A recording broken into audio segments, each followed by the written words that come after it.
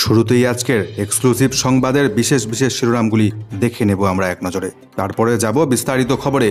একেবারেই নজিরবিহীন ঘটনা দেশে। এবার আবগারি দুর্নীতি মামলায় চার্জশিটে নাম গোটা আম আদমি পার্টি দলটির। একেবারেই নজিরবিহীন ঘটনা। অপরদিকে আপ সাংসদের পেটে বুকে লাথি, অভিযুক্ত কেজরিওয়ালের আত্মসহায়ক। দিল্লির মুখ্যমন্ত্রীর বাড়িতে এলো পুলিশ তদন্তের জন্য। অপরদিকে পঞ্চম দফার নির্বাচনে রাজ্যে 613 কোম্পানি কেন্দ্রীয় বাহিনী মোতায়েন। ভারতে তৈরি বিশ্ববিখ্যাত ব্র্যান্ডের মশলায় মিলল ক্যান্সারের উপাদান। হংকং সিঙ্গাপুরের পর এবার নেপালেও নিষিদ্ধ হলো ভারতের তৈরি বিশ্ববিখ্যাত ব্র্যান্ডের মশলা। দেশ মে হ্যাঁ কোই মাইকা লাল জো রোক সাকে সিএএ আইন, এমনভাবেই হুঁশিয়ারি বিরোধীদের চ্যালেঞ্জ নরেন্দ্র মোদীর। অপরদিকে ক্ষমতায় এলেই রাম মন্দিরে প্রথমে বুলডোজার চালাবে কংগ্রেস এবং সপা।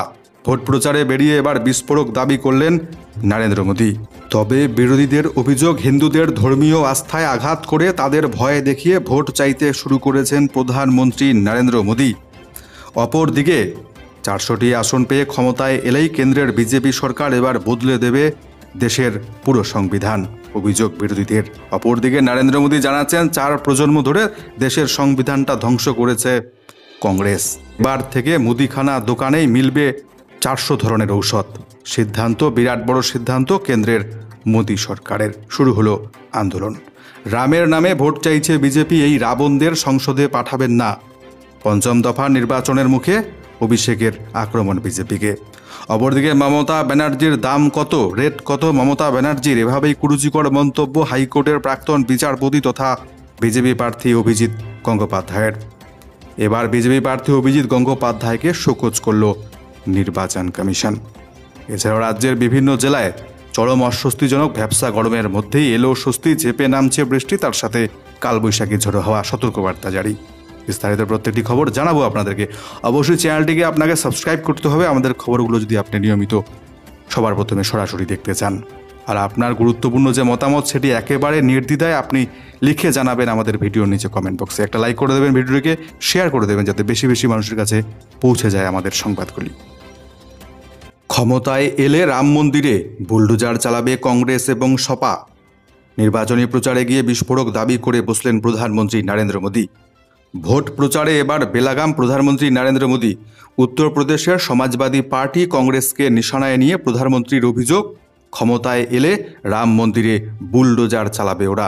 নরেন্দ্র মোদীর এহেন মন্তব্যে স্বাভাবিকভাবেই শোরগোল শুরু হয়েছে গোটা রাজ্য রাজনীতিতে।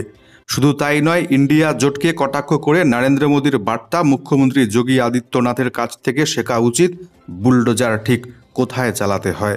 শুক্রবার উত্তরপ্রদেশের বারাবাঁকিতে নির্বাচনী প্রচারে গিয়েছিলেন প্রধানমন্ত্রী নরেন্দ্র মোদী। সেখানে ইন্ডিয়া জোটকে নিশানায় নিয়ে তিনি বলেন, সপার এক বরিষ্ঠ নেতা রাম নবমীর দিন মন্তব্য করেছিলেন রাম মন্দিরের কোনো প্রয়োজন নেই। অপরদিকে কংগ্রেস রাম মন্দির নিয়ে সুপ্রিম সিদ্ধান্তের বিরুদ্ধে প্রস্তুতি নিচ্ছিল। আসলে ওদের কাছে শুধু ওদের পরিবার আর ক্ষমতাটাই প্রাধান্য পায়, আর কিছু না। যদি সপা এবং কংগ্রেস ক্ষমতায় আসে তাহলে ওরা আবার রামলালাকে তাঁবুতে পাঠিয়ে দেবে, রাম মন্দিরে চালাবে বুলডোজার।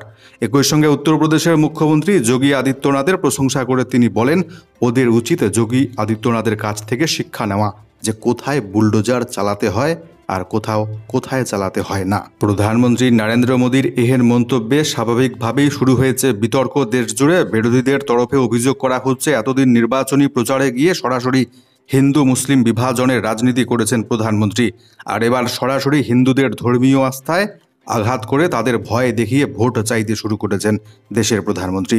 তার এই অবান্তর মন্তব্য সেটাই প্রমাণ করছে।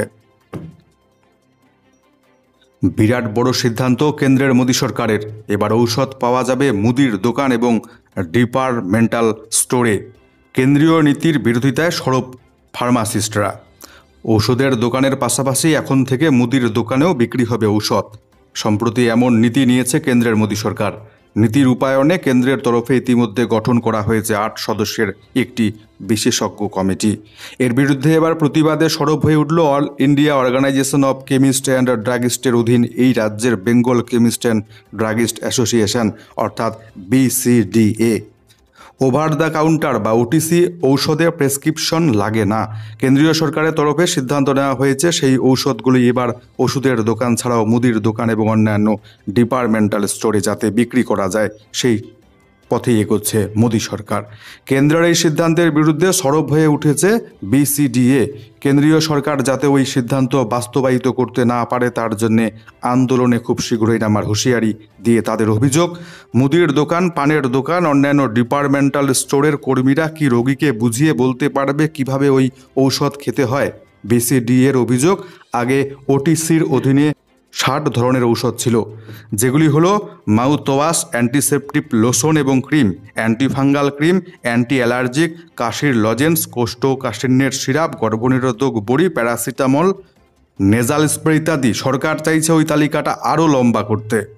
আগের নিয়ম তুলে দিয়ে মোদী সরকার এখন চাইছে 400 ধরনের ঔষধ এখন থেকে মুদির দোকান, ডিপার্টমেন্টাল স্টোরে বিক্রি হবে। সেই তালিকায় রয়েছে বেশ কিছু অ্যান্টিবায়োটিকও, যার জেরেই প্রশ্ন উঠছে অ্যান্টিবায়োটিকের অপব্যবহার নিয়ে। চারিদিকে যখন প্রশ্ন উঠতে শুরু করেছে সেখানে ঔষধকে কীভাবে যত্রতত্র বিক্রির অনুমোদন দিতে চলেছে মোদী সরকার। উল্লেখ্য, প্রত্যন্ত গ্রামাঞ্চলে ঔষধের দোকানের অভাবকে গুরুত্ব দিয়ে কয়েক মাস আগে এই সিদ্ধান্ত নিয়েছে কেন্দ্রের মোদী সরকার। সরকারি সিদ্ধান্ত অনুযায়ী মুদিখানা দোকানে এই সমস্ত ঔষধ বিক্রির অনুমতি দেওয়া হবে প্রত্যন্ত গ্রাম এলাকায়, যেখানে 5 থেকে 10 কিলোমিটারের মধ্যে কোনো ঔষধের দোকান নেই। রামের নামে ভোট চাইছে বিজেপি, এই রাবণদের পাঠাবেন না সংসদে। পঞ্চম দফার নির্বাচনের মুখে অভিষেকের আক্রমণ বিজেপিকে। চলতি লোকসভা নির্বাচনে বিজেপির প্রধান হাতিয়ার ধর্ম এবং অতি অবশ্যই রাম মন্দির। পঞ্চম দফার ভোটে প্রচারের শেষ লগ্নে এসে নরেন্দ্র মোদী, অমিত শাহের সেই হাতিয়ারকে কড়া চ্যালেঞ্জের মুখে ফেলবার চেষ্টা এবার অভিষেক ব্যানার্জির। শুক্রবার হুগলির ধনেখালিতে তৃণমূল প্রার্থীর সমর্থনে জনসভায় তার সাফ কথা, মহাকাব্যে রাম রাজত্বে নারীর সম্মানকে উচ্চ স্তরে রাখা হতো, অথচ নরেন্দ্র মোদী সরকার নিযুক্ত রাজ্যপাল মেয়ের বয়সী এক মহিলার শ্লীলতাহানি করছেন, অন্য রাজ্যে গিয়েও নারীর সম্মানহানি করছেন রাজ্যের রাজ্যপাল। দেশের পদকজয়ী মহিলাদেরও ছাড়েনি বিজেপির নেতারা, অভিযোগ অভিষেক ব্যানার্জির। এ প্রসঙ্গেই গর্জে উঠেছেন তৃণমূলের সর্বভারতীয় সাধারণ সম্পাদক। রামের নামে ভোট চাইছে বিজেপি, এই রাবণদের সংসদে পাঠাবেন না কোনোভাবেই। বাংলার মুখ্যমন্ত্রী মমতা ব্যানার্জির দাম কত? মমতাকে নিয়ে কুরুচিকর মন্তব্যের জের হাইকোর্টের প্রাক্তন বিচারপতির। বিজেপি প্রার্থী প্রাক্তন বিচারপতি অভিজিৎ গঙ্গোপাধ্যায়কে শোকজ করল নির্বাচন কমিশন। তৃণমূল সুপ্রিমো মমতা ব্যানার্জিকে নিয়ে একেবারেই কুরুচিকর মন্তব্যের অভিযোগে পদক্ষেপ এবার নির্বাচন কমিশনের।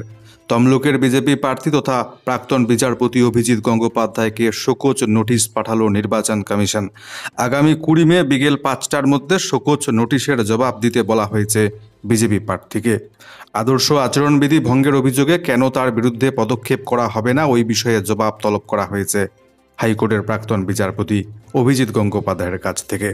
25 মে ভোট রয়েছে তমলুকে। ভোটের আগে ওই শোকজ নোটিশের জেরে বিপাকে বিজেপি প্রার্থী অভিজিৎ গঙ্গোপাধ্যায়। শোকজের জবাব সন্তোষজনক না হলে তার বিরুদ্ধে পদক্ষেপ করতে পারে নির্বাচন কমিশন।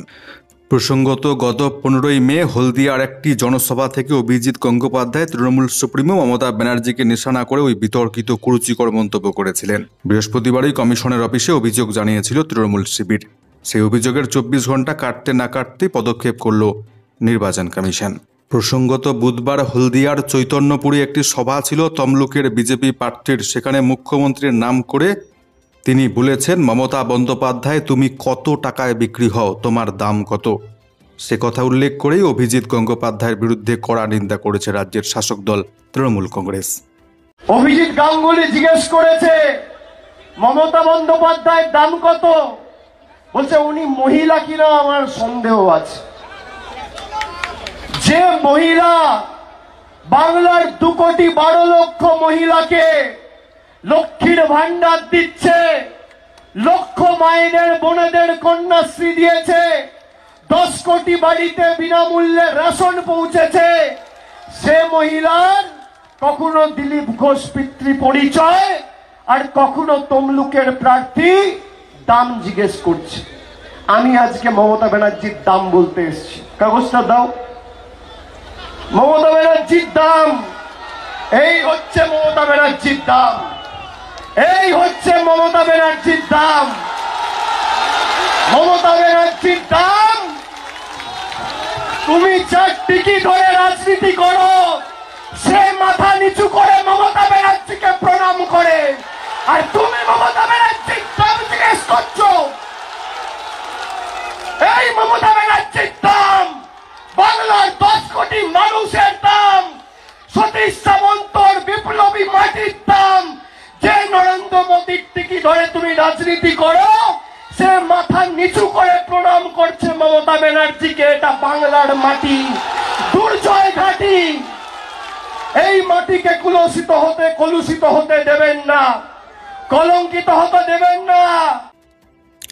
এবারের লোকসভা নির্বাচনে কোনো মতে 400টি আসন পেলে দেশের পুরো সংবিধানটাই বদলে দেবে মোদী সরকার। অভিযোগ কংগ্রেস এবং বিরোধীদের। তার মাঝে এবার তোপ দাগলেন প্রধানমন্ত্রী নরেন্দ্র মোদী। চলতি লোকসভা নির্বাচনের প্রচারে বিরোধীরা বারবার দাবি করেছেন 400টি আসন পেয়ে গেলে সংবিধান পাল্টে ফেলবে বিজেপি।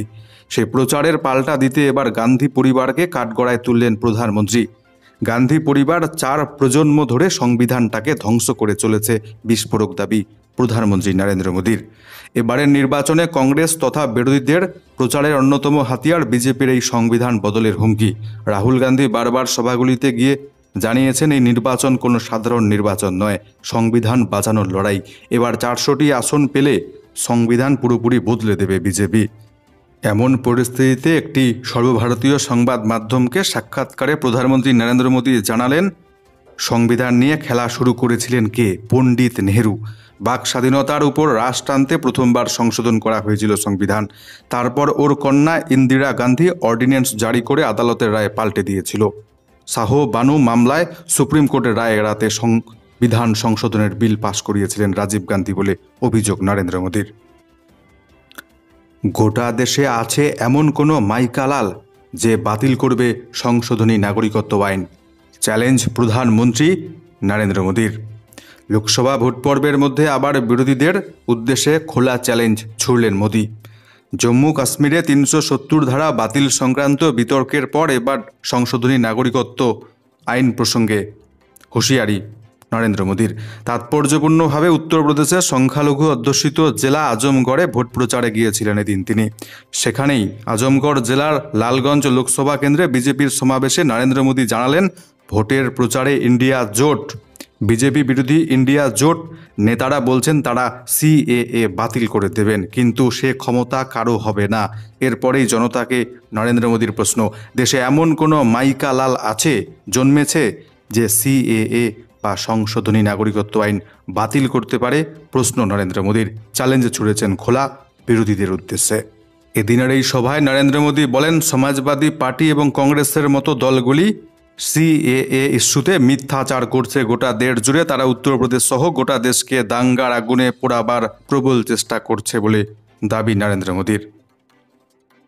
একেবারেই নজিরবিহীন ঘটনা দেশে। আবগারি দুর্নীতি মামলার চার্জশিটে এবার নাম গোটা আম আদমি পার্টি দলটির। দিল্লির আবগারি দুর্নীতি মামলায় আর্থিক তছরূপের ক্ষেত্রে অভিযুক্ত আম আদমি পার্টি আদালতে পেশ করা চার্জশিটে আম আদমি পার্টির নাম রেখেছে এবার কেন্দ্রীয় তদন্তকারী সংস্থা এনফোর্সমেন্ট ডিরেক্টরেট।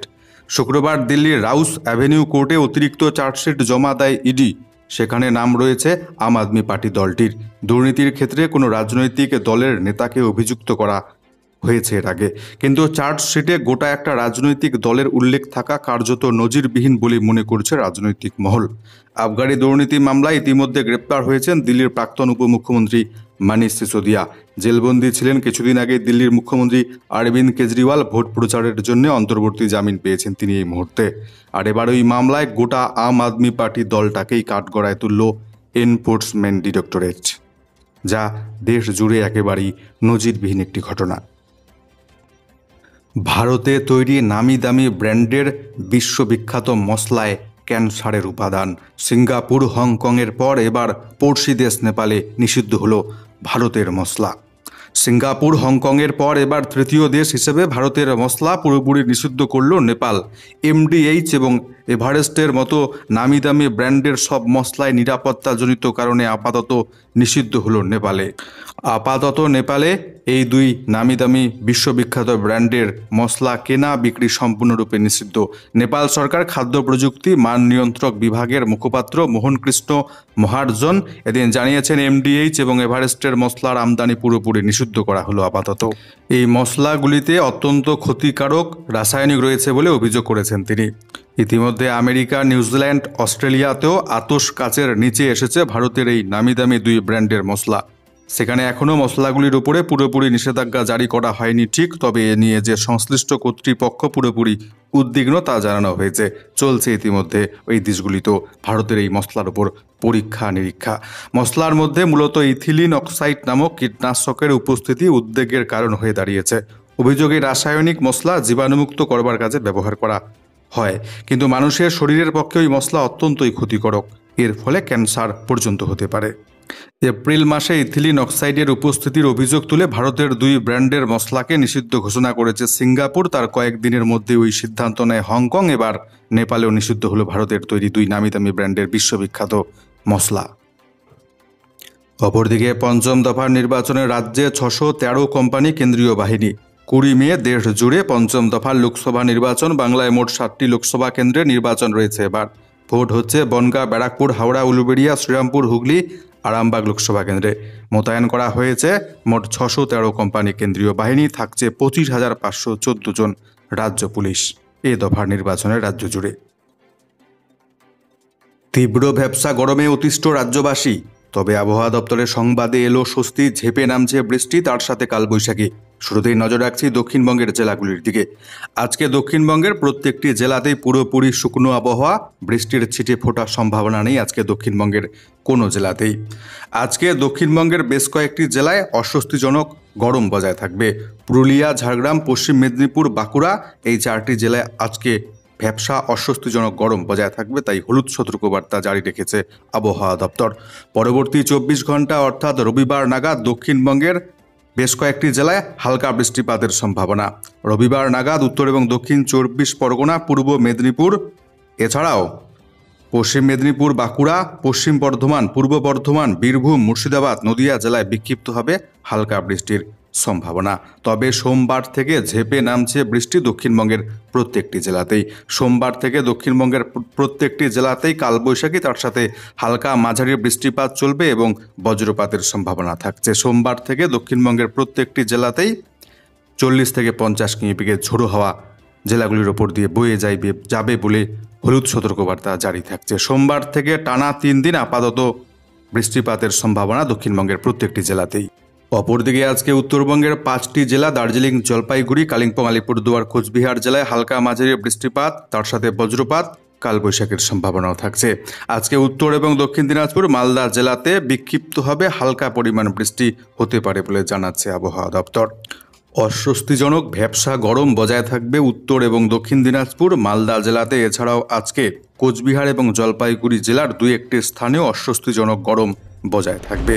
আজকে দার্জিলিং, জলপাইগুড়ি, কালিম্পং, আলিপুরদুয়ার, কোচবিহার এই জেলাগুলির কয়েকটি জায়গায় 30 থেকে 40 কিমি বেগে ঝোড়ো হাওয়া বয়ে যাবে বলে জানিয়েছে আবহাওয়া দপ্তর।